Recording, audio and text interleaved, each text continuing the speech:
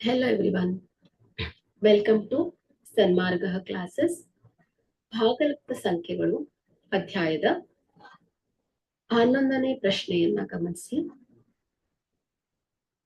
ಗುಣಲಬ್ಧ 1 ಪಡೆಯಲು 8/21 ಇದಕ್ಕೆ ಗುಣಿಸಬೇಕಾದ ಸಂಖ್ಯೆ.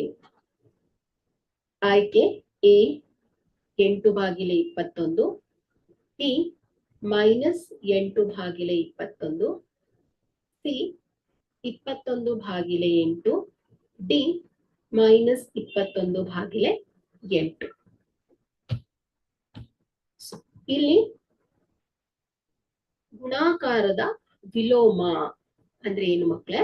ಒಂದು ಸಂಖ್ಯೆಯನ್ನ ಯಾವ ಸಂಖ್ಯೆಯಿಂದ ಗುಣಿಸಿದಾಗ ಗುಣಲಬ್ಧವು 1 ಆಗುತ್ತದೆಯೋ.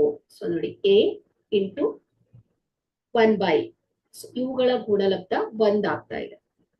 ಅಂತಹದನ್ನ ಏನಂತ ಹೇಳ್ತೇವೆ ನಾವು? ಗುಣಾಕಾರದ ವಿಲೋಮ. ಸೊ ಇಲ್ಲಿ ಇವುಗಳ ಗುಣಲಬ್ಧ ಏನ್ ಬರ್ತಾ ಇದೆ? 1 ಸಿಗ್ತಾ ಇದೆ.